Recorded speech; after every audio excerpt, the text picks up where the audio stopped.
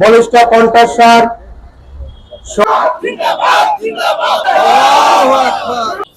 সুপ্রিয় উপস্থিতি ও দেশবাসী, আমরা এই ভারতের আগ্রাসন আধিপত্যবাদকে ভয় পাই না। আমরা গোয়েন্দা সংস্থারা কি করে, বিদেশে চলে গেল কি করে,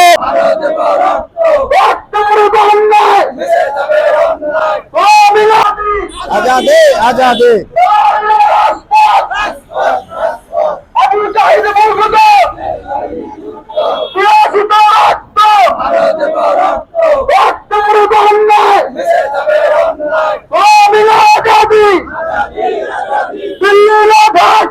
ঢাকা ঢাকা ঢাকা ঢাকা জিন্দাবাদ জিন্দাবাদ জিন্দাবাদ জিন্দাবাদ। আল্লাহু আকবার আল্লাহু আকবার জিন্দাবাদ জিন্দাবাদ।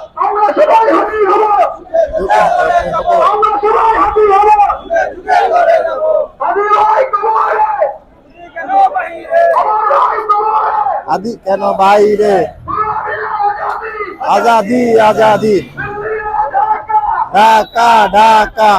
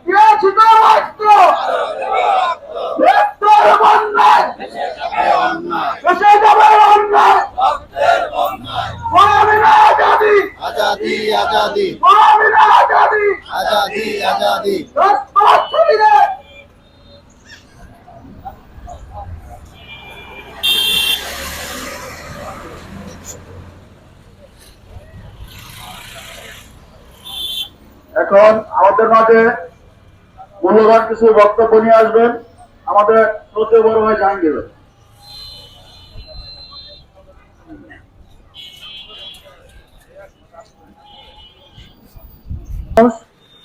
আয়োজিত আজকের এই মানববন্ধনে উপস্থিত শহীদ উসমান হাদির হত্যার বিচারের দাবিতে সাধারণ মুসলিম বৃন্দ শুরুতে আমার সালাম, আসসালামু আলাইকুম ওয়া রাহমাতুল্লাহি ওয়া বারাকাতুহু।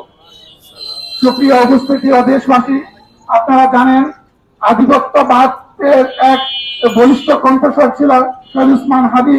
শহীদ উসমান হাদির আজকে হত্যার 1 মাস পেরিয়ে গেল, আমরা দৃশ্যমান কোন এর বিচারিক কার্যক্রম আমরা দেখছি না। বাংলাদেশের একটার পর একটা ইস্যু তৈরি করে শহীদ উসমান হাদির এই বিচারিক হত্যাকাণ্ডকে এই দিনে দুপুরে যেভাবে শহীদ উসমান হাদিকে নির্মম ভাবে গুলি করে হত্যা করা হয়েছে, সেই হত্যাকাণ্ড বিচারের আমরা কোন ধরনের কার্যক্রম এই গভর্নমেন্টে আমরা কোন কার্যকরী পদক্ষেপ আমরা দেখছি না।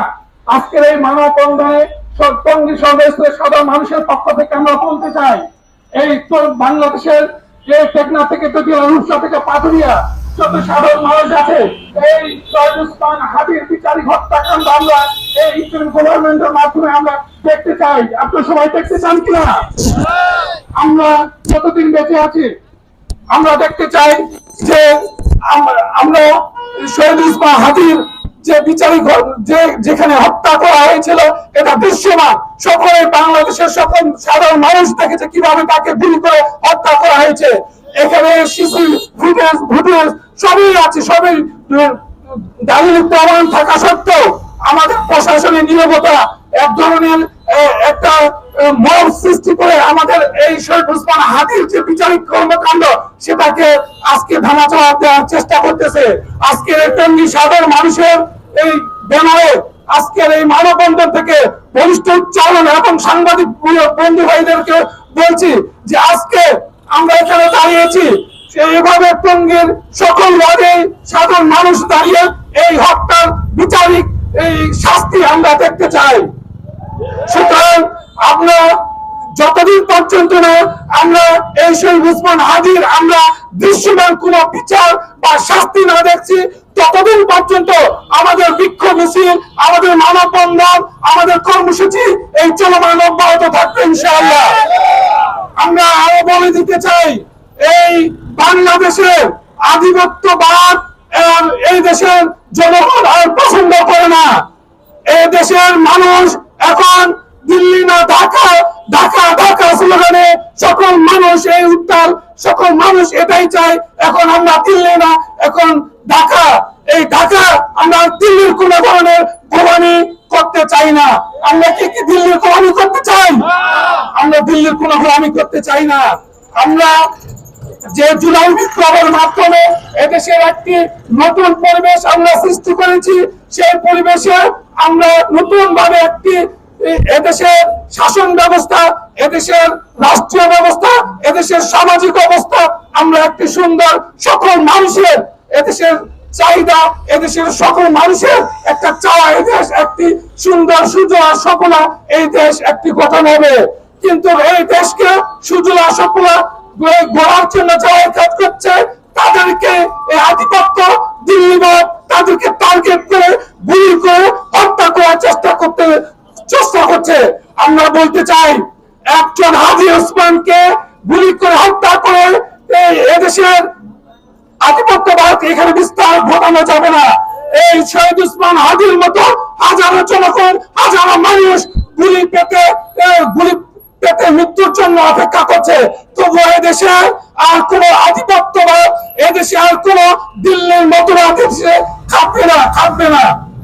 সুতরাং আসুন আজকের এই টঙ্গীবাসীর পক্ষ থেকে আমরা উদাত্ত আহ্বান, আজকের এই মানববন্ধন আমাদের তখনই সফলতা অর্জন হবে যখনই আমরা এই শহীদ উসমান হাদির সে প্রকাশ্যে আমরা আমরা দৃশ্যমান বিচার কার্যক্রম দেখতে পাবো। আজকের এই মানববন্ধন তখনই সফল হবে যখন এদেশে সকল ধরনের ভারতীয় আধিপত্যবাদ তেতুলিয়া, রূপসা থেকে পাতুলিয়া একটি সুজলা সফলা দেশ আমরা গঠন করতে পারবো ইনশাআল্লাহ। এই উদাত্ত আহ্বান জানিয়ে আমার সংক্ষিপ্ত ভাষণে আসসালামু আলাইকুম ওয়া রাহমাতুল্লাহি ওয়া বারাকাতুহু। ধন্যবাদ আমাদের বড় ভাইকে।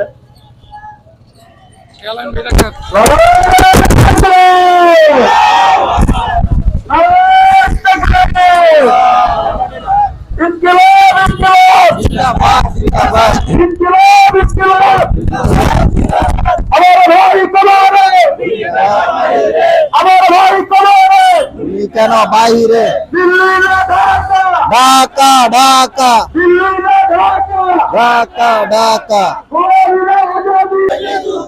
আবু সাইদ মুক্ত যুদ্ধ রক্তের বন্যায় এসে দিতে দিন নাই বিয়াসিত রক্ত রক্তের বন্যায় ইনকিলাব ইনকিলাব জিন্দাবাদ জিন্দাবাদ ইনকিলাব ইনকিলাব জিন্দাবাদ জিন্দাবাদ আল্লাহু আকবার আকবার আল্লাহু আকবার ইনকিলাব ইনকিলাব জিন্দাবাদ জিন্দাবাদ ইনকিলাব ইনকিলাব জিন্দাবাদ জিন্দাবাদ আমরা সবাই হাবি হব, আমরা সবাই হাবি হব।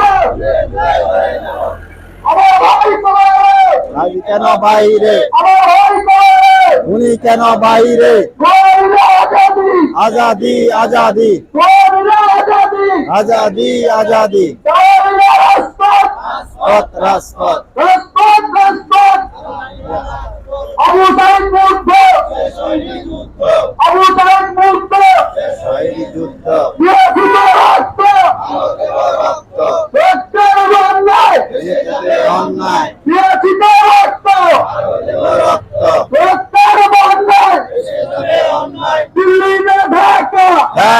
ঢাকা আজাদি আজাদি আজাদি নারায়ণ তাকবীর। আল্লাহু আকবার। আমার পক্ষ থেকে সালাম জানাই, আসসালামু আলাইকুম। আমরা আজকে দীর্ঘ একটি মাস হয়ে গেছে আমাদের প্রিয় শহীদ ওসমান শরীফ ভাইকে হারিয়ে ফেলেছি। একমাত্র এই দিল্লির রাজত্ববাদীদের জন্য কথা বলার জন্য আজকে আমরা আমাদের ভাইকে হারিয়েছি।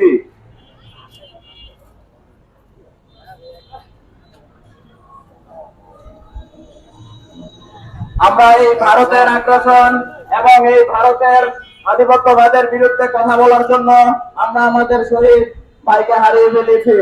ওসমান শরীফ ভাই আমাদের সকলের কণ্ঠস্বর হয়ে উঠেছিলেন। আমাদের সকলের দাবি এবং আমাদের সকলের ন্যায্য অধিকারের জন্য কথা বলার জন্য শহীদ ওসমান শরীফ ভাই আমাদের সকলের কণ্ঠস্বর হয়ে দাঁড়িয়েছিলেন। তিনি বাংলাদেশের প্রতিটি মেহনতি মানুষের জন্য এবং আমাদেরকে এই দাসত্বের হাত থেকে রক্ষা করার জন্য তিনি একজন প্রতিবাদী কণ্ঠ হয়ে দাঁড়িয়েছিলেন। কিন্তু এই কণ্ঠস্বর প্রতিটি মানুষের সহকারে যারা ভিন্ন ধর্মীয় রাজনীতির চিন্তাধারা নিয়ে আছে এবং এই ভারতের এই জিনিসটা পছন্দ হয়নি, যার কারণে তারা সহ্য করতে না পেরে আমাদের ভাইকে তারা শহীদ করে দিয়েছে। কিন্তু আমাদের ভাই শহীদ হয়ে যাওয়ার পরবর্তী সময় গেল আমরা এর কোনো বিচারিক কোনো ব্যবস্থা আমরা দেখতে পাচ্ছি না। বিগত একটি মাস হয়ে গিয়েছে প্রকাশ্যে আমার ভাইকে খুন করা হয়েছে এবং এই ইন্টারিম গভর্নমেন্ট এই খুনিদের কোনো সুরাহাই তারা করতে পারছে না। আজকে আমরা ওসমান ভাইকে হারিয়ে ফেলেছি। পরবর্তী সময়ে এরকম প্রতিবাদী কণ্ঠস্বর একে একে আমাদের বাংলাদেশ থেকে হারিয়ে যাবে। আমরা কি তা হতে দেব? আমরা কি আমরা আজাদি ছেড়ে দিয়ে গোলামি মেনে নেব? আমরা কি চাই? আমরা আজাদি চাই, আমরা স্বাধীনতা চাই। আমরা দিনের কণ্ঠস্বরকে হারিয়ে ফেলেছি। আল্লাহু আকবার। আমরা অতি সত্বর ইন্টারিম গভর্নমেন্টকে আমাদের এই শরীফ ওসমান বিন হাদি ভাইয়ের হত্যার বিচারিক কার্যক্রমকে দ্রুত নিষ্পত্তির জন্য দাবি জানাচ্ছি। খুনিদের কোনো শনাক্তই করা হয়নি। যতদিন পর্যন্ত শহীদ ওসমান বিন শরীফ হাদি ভাইয়ের হত্যাকাণ্ডের কোনো সুরাহা না হবে ততদিন আমরা রাজপথ ছাড়ব না ইনশাআল্লাহ। ততদিন পর্যন্ত আমরা আমাদের লড়াই চালিয়ে যাব। আমার ভাই কবরে, খুনি কেন বাহিরে, এই প্রশ্ন তো সবার মধ্যেই। আমরা অবশ্যই এই গভর্নমেন্টের আওতাধীনবদ্ধ থাকা সময়ের মধ্যে যদি খুনিদেরকে কোন বিচারের আওতায় না আনা হয়ে থাকে তাহলে অবশ্যই আমরা রাজপথ ছাড়বো না। আমরা আমাদের ভাইয়ের হত্যার বিচার সুনিশ্চিত করে আমরা রাজপথ থেকে যাবো ইনশাআল্লাহ। এই বলে আমি আমার বক্তব্য শেষ করছি। আসসালামু আলাইকুম। আধিপত্যবাদকে ভয় পাই না, আমরা কোনো সন্ত্রাসকে ভয় পাই না। আজকে যে মানববন্ধনে আমরা এখানে উপস্থিত হয়েছি, আমাদের চোখের সামনে আমাদের সবচেয়ে বর্তমান প্রজন্মের পরিচিত মুখ, সাহসী কণ্ঠস্বর শরীফ ওসমান হাদি, বাংলাদেশের পক্ষে, মানবতার পক্ষে, আজাদির পক্ষে যার বলিষ্ঠ কণ্ঠস্বর ছিল, সেই শরীফ ওসমান হাদিকে এই ভারতীয় আধিপত্যবাদ, এই সন্ত্রাসবাদ, ইসলামের দুশমনরা, এই চাঁদাবাজরা তার কণ্ঠকে রুদ্ধ করে দিয়েছে। এক শরীফ ওসমান চলে গিয়েছেন, আমরা সকলেই তার ভূমিকায় এখানে আবদ্ধ হয়েছি। আমাদের মৃত্যু পর্যন্ত শরীফ ওসমানরা যেভাবে এবার দেশের জন্য জীবন দিয়েছেন, এভাবে আমরাও জীবন দিতে প্রস্তুত আছি কিনা? শুধু আমরা না, আমাদের পরবর্তী যে প্রজন্ম আসবে, আমাদের সন্তানদেরকে আমরা সেই শরীফ ওসমান হাদি হিসাবে গড়ে তুলবো ইনশাআল্লাহ। আমরা একমাত্র আল্লাহকে ছাড়া আর কাউকে মানি না। আমরা শুধু রাসূলের আদর্শকে এই জীবনে বাস্তবায়ন করতে চাই। তার জন্য যত রক্তচক্ষু আমাদের দিকে তাকাক, আমরা কি ভয় পাবো? এটাই আমাদের শপথ, এটাই আমাদের জন্য শপথ দিতে হবে। আমরা এই দুনিয়াতে যা করে যাব সব আল্লাহর সন্তুষ্টির জন্য। ইন্না সালাতি ওয়া নুসুকি ওয়া মাহইয়ায়া ওয়া মামাতি লিল্লাহি রাব্বিল আলামিন। এটা কি আমার কথা? এটা একমাত্র আল্লাহর কথা। এই কথা শুধু ওই সমস্ত মুমিনের জন্য যারা এখানে মুসলমান হিসাবে উপস্থিত হয়েছেন।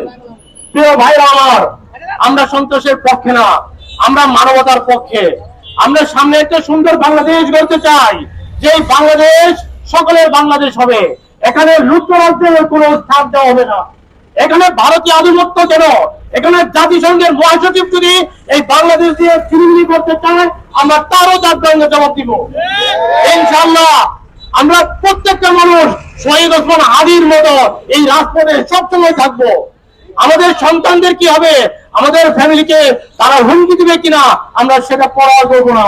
আমাদের ভাগ্যে যার আল্লাহ রাব্বুল আলামিন লিখিত করে দিয়েছেন। তাই আপনাদের প্রতি উদাত্ত আহ্বান, প্রিয় ভাইরা আমার, আপনাদের প্রতি উদাত্ত আহ্বান, কোন রক্ত চক্ষুকে আপনারা ভয় পাবেন না ইনশাআল্লাহ। আমরা তো সেই জাতি, আমরা তো সেই উত্তরসূরি যার অগ্রভাগে ছিলেন হযরত মুহাম্মদ সাল্লাল্লাহু আলাইহি সাল্লাম, যার অগ্রভাগে ছিলেন খালিদ বিন ওয়ালিদ। আমরা তার অনুসারী। প্রিয় ভাইরা আমার, আমরা আল্লাহর কাছে দোয়া করব, সামনে যেই নির্বাচন আসছে, সেই নির্বাচন যদি একটা সুন্দর সুশৃঙ্খল নেতৃত্ব যদি পার্লামেন্টে না চাইতে পারে, আমরা আবারও সেই 17 বছরের নিপীড়ন, নির্যাতক, দুর্নীতিবাজদের বিরুদ্ধে, যারা আমাদের এই টাকা নিয়ে কানাডায় বেগুন পাড়া তৈরি করে, আমরা তাদের বিরুদ্ধে লড়বো। আমরা পৃথিবীতে নিজে আসি নাই, পৃথিবীতে আমরা উজাড় করে দিব, এই পৃথিবী থেকে আমরা সাজাবো, সেই অঙ্গীকার নিয়েই আমাদের জন্ম হয়েছে। আমরা সেই অঙ্গীকারকে বাস্তবায়ন করে এই রাজপথে থেকে আমরা মৃত্যুবরণ করব, সেই আশা রেখে আমাদের এই আলোচনা এখানে সংক্ষিপ্ত করলাম। আসসালামু আলাইকুম ওয়া রাহমাতুল্লাহি ওয়া বারাকাতুহু। وجاهدوا في الله حق جهاده هو اجتباكم وما جعل عليكم في الدين من حرج ملة أبيكم إبراهيم صدق الله المولانا العظيم। সম্মানিত দেশবাসী, আমরা আজকে এই রাজপথে নেমেছি আমাদের সেই কোরআনের হাফেজ হাদি ভাইয়ের হত্যার বিচারের জন্য, যিনি এই বাংলার জমিনকে আজাদি করে এই বাংলাদেশকে ভারত মুক্ত, শাসন মুক্ত করার জন্য যিনি একজন বিশাল, তার জানকে তিনি কি কবুল করে দিয়েছেন, শাহাদাত বরণ করেছেন। আজকে আমরা প্রত্যেকে হাদি হতে চাই, কারণ এই হাদি বাংলাদেশের সবচেয়ে বড় সম্পদ। এই সম্পদকে যতদিন আমরা ধারণ করতে পারবো, ততদিন পর্যন্ত আমাদের এই বাংলার স্বাধীনতা, সার্বভৌমত্বকে রক্ষা করার জন্য আমাদের মানুষের মধ্যে কাজ করবে। হাদি কখনো হারায় না। হাদি আজকে আমাদের মধ্যে জীবিত আছে, কিয়ামত পর্যন্ত বাংলার জমিনে তার নাম মানুষের অন্তরে পথ করে উঠতে থাকবে ইনশাআল্লাহ। আজকে হাদি আমাদের জন্য যে শিক্ষা দিয়েছেন এবং জীবনকে বাজি রেখে স্বাধীনতা, সার্বভৌমত্ব রক্ষা করার জন্য আমাদের হাদি যে শিক্ষা দিয়ে গিয়েছে, বাংলাদেশকে যেভাবে ভারত আজকে আমাদের বাংলাদেশ অর্থনীতি ধ্বংস করে দিয়েছে, আমাদের রাজনৈতিক শক্তিকে নেতৃত্ব শূন্য করার জন্য যেভাবে তারা কাজ করেছে, আজকে আমাদের তার বিরুদ্ধে রুখে দাঁড়াতে হবে। আজকে বাংলাদেশ একটি স্বাধীন সার্বভৌমত্ব দেশ, ঠিক তেমনি ভাবে ভারত একটি স্বাধীন সার্বভৌমত্ব দেশ। সুতরাং দুয়ের মধ্যে থাকবে সুন্দর সম্পর্ক, ভালোবাসার সম্পর্ক থাকবে। সেখানে বৈষম্যহীন একজন আরেকজনকে দখল করে খাবে, এইরকম সম্পর্ক কখনোই এক দেশে তার দেশে হতে পারে না। আমাদের সাম্রাজ্যবাদের বিরুদ্ধে আমাদেরকে সোচ্চার হতে হবে। ইসলাম, ঈমান, আকীদা নিয়ে আমাদের সামনে পথ চলতে হবে। আজকে সেই পথে চলতে গিয়ে হাদি আমাদেরকে জীবন দিয়ে যে শিক্ষা দিয়ে গিয়েছেন, সেই শিক্ষা নিয়ে আমাদের সামনে অগ্রসর হতে হবে। আমাদের পথসভা এখানে আমরা শেষ করবো ইনশাআল্লাহ। আমাদের সম্মানিত হাদি লক্ষ লক্ষ হাদির জন্ম দিয়ে গেছে। আজকে আমরা রাজপথে চলে এসেছি হাদির হত্যার বিচারের জন্য। আসলে হাদি হত্যার বিচারের জন্য আমাদের রাজপথে অবস্থান নয়, অবস্থান হচ্ছে ওই ধরনের নরপিচারদের বিরুদ্ধে, যারা হাদিদেরকে থাকতে দেয় না, যারা বিপ্লবী মানুষের কথা বলতে দেয় না, যারা জনমানবের কথা বলতে দেয় না। আজকে হাদি হত্যার 26তম দিন শেষ হলো, 27তম দিন চলছে, এখনো আমরা হত্যার বিচার পাইনি। ইন্টারিম গভর্নমেন্ট কি করে, উপদেষ্টা মন্ডলীরা কি করে? তারা শুধুমাত্র নির্বাচন নিয়ে ব্যস্ত, তারা আরেক দলের আইডি কার্ড করে দেওয়া ব্যস্ত, তাদের শুধুমাত্র বড় দলের প্রতি গোলামি দেখা যাচ্ছে। এই আজাদির জন্য 36 জুলাই তৈরি হয়নি, এই আজাদির জন্য আমরা রক্ত ঝরাইনি। আজকে আমাদের প্রশাসন কি করছে, একের পর এক ভিডিও বার্তা দিয়ে যাচ্ছে ফয়সাল করিম, একের পর এক ভিডিও দিয়ে যাচ্ছে। আমাদের গোয়েন্দা সংস্থারা কি করছে তারা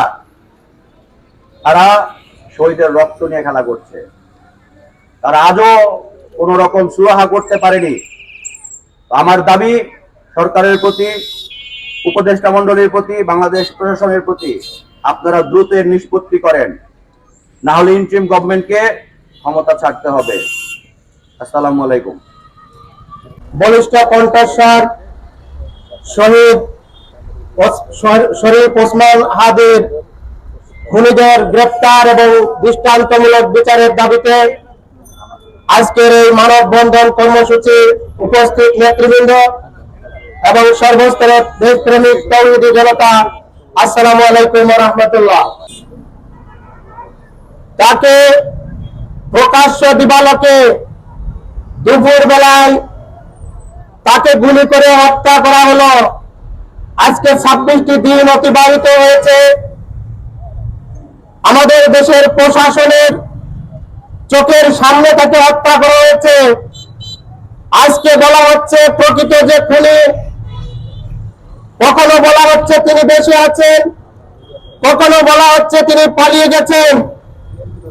আমরা প্রশাসনের কাছে জানতে চাই, প্রকাশ্য দিবালোকে দিনের বেলায়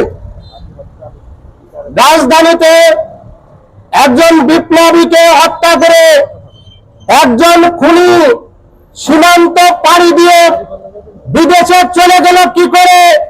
এটা প্রশাসনকে জবাব দিতে হবে। যেখানে একজন খুনি খুন করার পরে আমার দেশের প্রশাসন 24 ঘন্টার মধ্যে তাকে গ্রেফতার করার সক্ষমতা রাখে, সেখানে আজকে 26 দিন অতিবাহিত হওয়ার পরেও এরকম একজন বিপ্লবীর খুনিকে এখন পর্যন্ত গ্রেফতার করতে পারে নাই। আমরা বলবো এটা প্রশাসনের দুর্বলতা নয়, এখানে প্রশাসনের কোন কারসাজি জড়িত আছে। এটা জাতির সামনে আজকে মুক্ত করতে হবে। আজকে যদি প্রশাসন